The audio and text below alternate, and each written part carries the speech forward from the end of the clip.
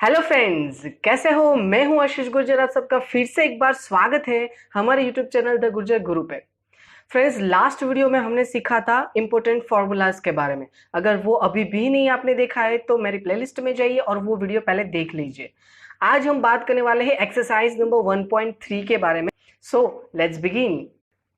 Okay friends, जैसे कि अब आप लोग देख रहे हो आपकी स्क्रीन पे, ये एक्सरसाइज 1.3 के बारे में अभी हम डिस्कस करने जा रहे हैं। अब एक्सरसाइज 1.3 में क्वेश्चन नंबर 3 जो है वो क्या बोल रहे हैं। तो इस क्वेश्चन के अंदर हमें बोला है find the Laspeyres Paasche's and Fisher's index number for the year 2015 with the base year 2014 using the following information. Okay friends, यहाँ पे हमें बोला गया है लास्ट पे पाश एंड फिशर फाइंड करना है। वो तीनों फॉर्मूलाज हमने सीखे थे और साथ ही साथ इंफॉर्मेशन हमें कुछ ऐसी दे के रखी है। फ्रेंड्स, इंफॉर्मेशन सबसे इंपॉर्टेंट है।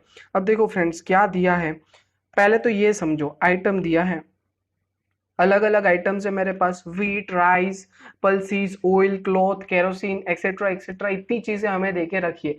अब इन चीजों को हमें कोई सम में प्रैक्टिकली यूज नहीं करना है, बट दिखावे के लिए लिखना पड़ेगा। यूनिट जो है ना, वो सबसे इंपॉर्टेंट फेज है, बट इस सम के लिए इतना इंपॉर्टेंट नहीं है। वो आगे जो नेक्स्ट सम होने वाला है तब पता चल जाएगा कि यूनिट का क्या इंपॉर्टेंस होता है। इसका बहुत इंपॉर्टेंस है, याद रखिएगा फ्रेंड्स। पर फिर भी एक चीज तो अभी बता ही दूंगा। यहाँ पे हमारे पास यूनिट केजी में है। देखो फर्स्ट जो वीट है उसमें, क्लियर फ्रेंड्स, ये जो रहा वो केजी में है। अब देखो उसमें नीचे आ जाओ, क्वांटिटी है उसमें कहीं पे भी केजी या ग्राम कुछ भी नहीं लिखा है। प्राइस में मत देखना, क्वांटिटी में देखना पड़ेगा। दैट मीन्स ये सब कुछ जो इंफॉर्मेशन है वो केजी में ही होगी। अगर अंदर कुछ और दिया होता, अगर ग्राम दिया होता तो हम मानते वो इंफॉर्मेशन ग्राम में है, तो या तो हमें उसको केजी में कन्वर्ट करना पड़ता, या तो फिर ये जो केजी है उसको ग्राम में कन्वर्ट करना पड़ता। समझ रहे हो फ्रेंड्स, ऐसा करना पड़ता अगर नीचे भी कोई यूनिट लगाया होता तो, जो नेक्स्ट सम में है। अभी के लिए तो आप समझ गए हो नाउ। तो सेम सेकंड राइस में भी केजी है, पल्सिस में भी केजी है, ऑयल में केजी है, क्लोथ में मीटर एंड केरोसिन में लीटर। इतनी चीजें हमें देके रखी है नाउ। अब देखो ईयर 2014 की बात करें, जैसे कि यहाँ पे बोल ही दिया था कि बेस ईयर आपका 2014 है। अगर ये नहीं भी बोला होता तो भी आपको पता होना चाहिए बेस ईयर कौन सा होता है। जो सबसे पास्ट में होता है वो बेस ईयर होगा आपका। दैट मीन्स यहाँ पे बेस ईयर 2014 है। नाउ अगर 2014 बेस ईयर है तो याद करो वो फॉर्मूला, जो बेस ईयर होगा उसका प्राइस होगा या क्वांटिटी होगा, उसके पीछे जीरो लगेगा। मतलब प्राइस होगा तो पी जीरो लगेगा, अगर क्वांटिटी होगी तो क्यू जीरो लगेगा। ठीक है, आप समझ सकते हो। जैसे कि ये क्वांटिटी दे के रखी है, quantity that means Q, that is Q zero. और अगर प्राइस की बात करें जो उसके नीचे दिया है, ये हो गया आपका पी जीरो। ठीक है, तो ये जो पूरा 20, 10, 10, 6, 15 एंड 18 जो दे के रखा है वो आपका क्या हो गया, बेस ईयर का quantity, that means Q zero हो गया।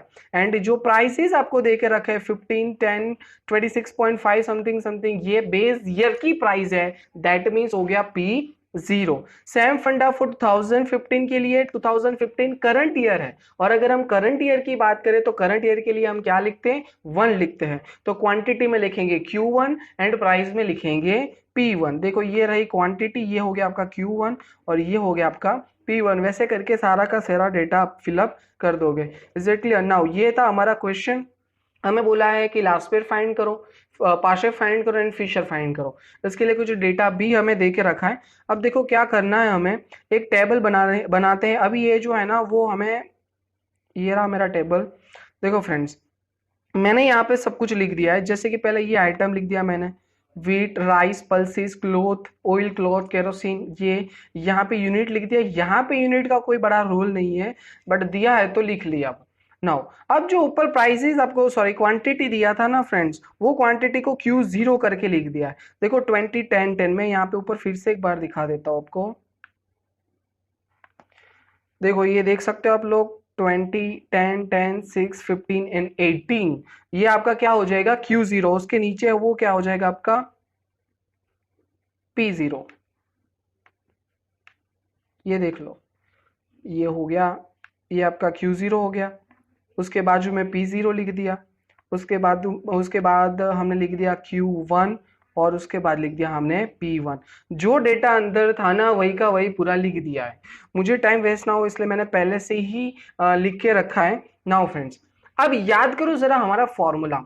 तो फॉर्मूला के हिसाब से क्या था कि जो हमारा फॉर्मूला है ना उसमें P1 P0 तो होता ही है, पर लास्ट पेयर क्या बोलता था कि भाई हम क्वांटिटी है ना वो बेस ईयर की फोकस करेंगे। दैट मीन्स Q0 ऐड करते थे।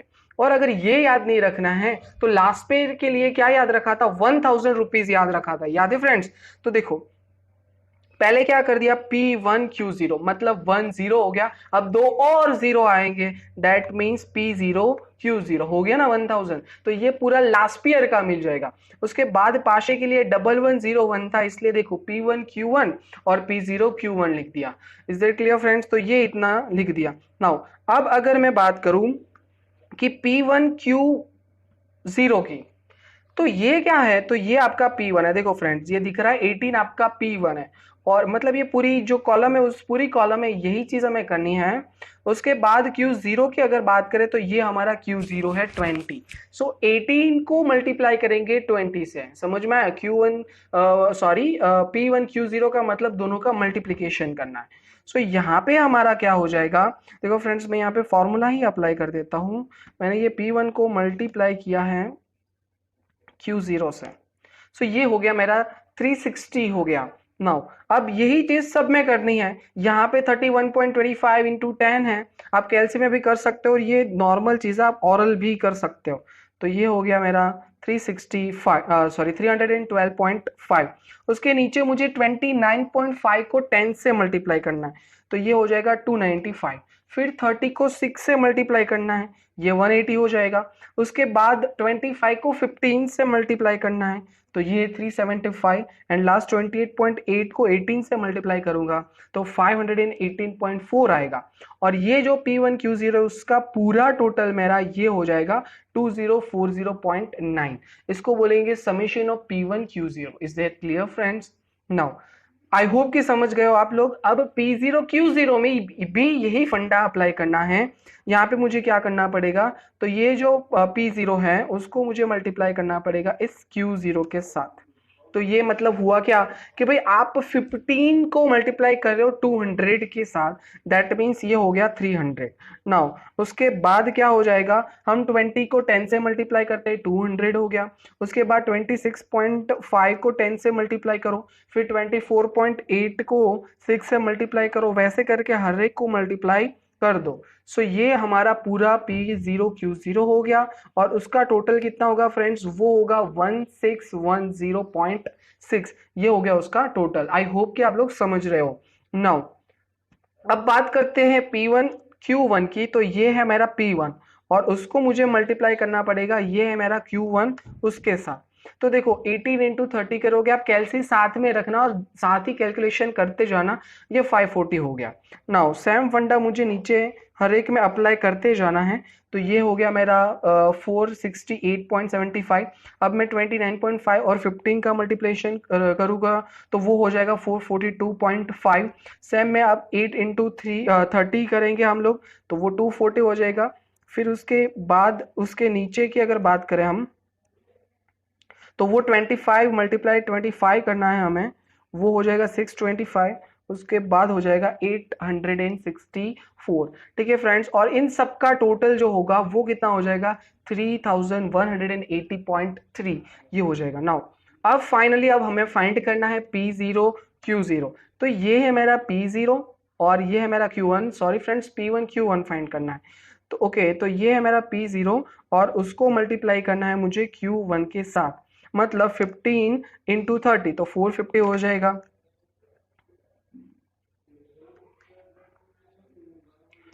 ओके नेक्स्ट, अब हम बात करते हैं नीचे। उसके बाद मेरे पास है 20 इंटू 15 तो ये कितना हो जाएगा 300। वैसे करके हर एक का मल्टीप्लिकेशन कर देते हैं। ये सिखाने वाली बात नहीं, ये तो सिंपल सा, ये मल्टीप्लिकेशन तो आते ही आपको कैलसी में ही करना है, ऑरली कुछ नहीं करना है। जैसे ये हो जाएगा। उसके बाद P0Q1 का टोटल कितना हो जाएगा 2507.50। याद क्या रखना है फ्रेंड्स हमें कि हमें जो वैल्यू ऊपर लिखा है मतलब P0Q1 लिखा है तो P0 वाला कॉलम और Q1 वाला कॉलम उन दोनों का मल्टीप्लिकेशन करना। तो ये जो है वो पूरा का पूरा क्या हो गया हमारा पार्ट ऑफ आंसर हो गया। अब देखो इसमें से मेरे काम की चीज कौन सी है, तो ये जो लास्ट लाइन दिख रही है ना फ्रेंड्स, ये हमारे काम की चीज है। अब देखो इसमें जो हम बात करें अगर लास्ट पेयर की, तो उसके लिए मुझे P1 Q0 चाहिए, P0 Q0 चाहिए, दोनों ही साथ में ही लिखा है, कोई टेंशन ही है नहीं है। तो मतलब 2040.9 और उसको डिवाइड कर देंगे 161.06 के साथ। Is it clear friends? तो अब आ जाते हैं हम फॉर्मूला के ऊपर। नाउ देखो फ्रेंड्स, अब अगर बात करें लास्ट पेयर की, यहाँ पे मैंने पहले ही लिखा हुआ है, डिलीट कर देते हैं। ओके फ्रेंड्स, तो अभी लिखते हैं, पहले बात करते हैं आई एल की। तो आई एल के लिए फॉर्मूला क्या है, sigma P1 Q0 divide by sigma P0 Q0 multiply with 100। ये फॉर्मूलाज हमने लास्ट वीडियो में डिटेल में सीखे थे। ये मेरा P1 Q0 है 2040.9। तो यहाँ पे अभी हम क्या लिखेंगे, 2040.9, और उसको हमें डिवाइड करना है किससे, 1610.6 से, और फाइनली मल्टीप्लाई हमें 100 से करना है। Is it clear friends? Okay friends, यहाँ पे थोड़े फॉन्ट बड़े कर देते हैं, आपको थोड़ा दिखे क्लियर। ओके, अब यहाँ पे उसका थोड़ा आंसर लिख देते हैं हम, क्या आंसर रहेगा। तो ये हो जाएगा इक्वल्स टू, हमने किया 2040.9 डिवाइड किया 1610.6 और मल्टीप्लाई किया उसको 100 से। तो ये हो जाएगा आपका 126.7। आई होप कि आपको क्लियर हो गया। ये हो गया लास्ट ईयर, कुछ नहीं है फ्रेंड्स। देखो अब आप जैसे जैसे सम करते जाओगे ना, आपको ऐसा लगेगा भाई 5 मार्क्स तो पक्के, 5 मार्क्स तो अपने आने ही वाले। सही है फ्रेंड्स, ये बहुत ही ईजी है। आपको क्या करना है, पहले जो आपका टेबल है ना वो सही हो जाना चाहिए। नाउ अब आगे बढ़ते हैं, अब बात करते हैं थोड़ी लास्ट ईयर की, सॉरी पाशे की। तो ये है पाशे का फॉर्मूला। पाशे के फॉर्मूला के हिसाब से हमारा फॉर्मूला क्या है, तो summation of P1 Q1 divide by P0 Q1। अब देखो दोनों ही वैल्यू याद कर लेते क्या है यहाँ पे। तो देखो 3180.3, यस और नो, तो लिख देते यहाँ पे 3180.3, 3180.3, और उसको हम डिवाइड करने वाले किससे, तो हमारा जो P1 सॉरी P0 Q1 है वो, मतलब ये 2507.15।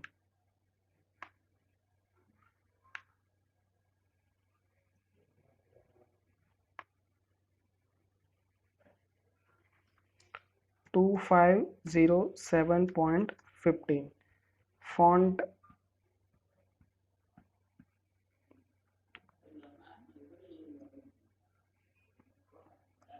और उसको मल्टीप्लाई करेंगे हम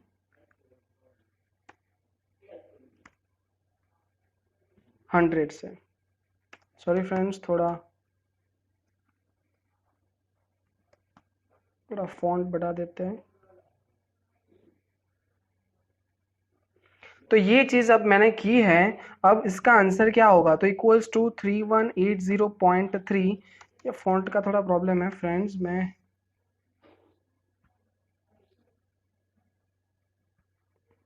ओके तो इसका आंसर क्या होगा फ्रेंड्स, 3180.3। कैलसी में आप ऐसे कर सकते हो, डिवाइड 2507.15 और उसको मल्टीप्लाई किया हमने 100 से। तो ये आंसर आपका हो जाएगा 126.85 हो जाएगा। ठीक है फ्रेंड्स, ओके। नाउ आगे बढ़ते हैं, ये हो गया पाशे। अब बात करते हैं फिशर की। फिशर का तो सिंपल फंडा है भाई। वो क्या बोलता है कि भाई जो लास्ट पेयर का आंसर आता है और जो पाशे का आंसर आता है, उन दोनों का मल्टीप्लाई कर दो, हो गई बात खत्म। नाउ यहां पे अब लिखते हैं हम, पहले देख लेते हैं लास्ट पेयर का आंसर क्या था। तो लास्ट पेयर का आंसर है 126.7। फिर देख लेते हैं पाशे का आंसर क्या था, वो था 126.85 मल्टीप्लाई 126.85। ठीक है फ्रेंड्स, यहाँ पे ब्लैंक। देखो फ्रेंड्स, क्या किया हमने, स्क्वायर रूट के अंदर लिखा है कि भाई 126.75 और उसको मल्टीप्लाई करेंगे हम किससे, 126.85 से। सो फ्रेंड्स, इसका आंसर क्या आएगा, तो आएगा 126.47। 126.47 ये हो गया हमारा आंसर। ठीक है फ्रेंड्स, होप कि आपको समझ में आ गया होगा फ्रेंड्स। अगर कोई भी डाउट है फिर से एक बार रिकैप करके देख लीजिए, फिर भी कोई डाउट रहता है तो कमेंट में लिख दीजिए। और फ्रेंड्स अगर आपको ये वीडियो अच्छा लगा है तो एक लाइक कर दीजिएगा और आपके फ्रेंड को शेयर कर दीजिएगा ताकि वो भी उसका बेनिफिट ले सके। और अगर ऐसे ही वीडियो लगातार चाहते हैं तो हमारे चैनल को सब्सक्राइब कर दीजिए, बेल आइकन को प्रेस कर दीजिए ताकि ऐसे जो नए वीडियोज़ आते हैं वो अब तक मिलते रहे। Thank you so much.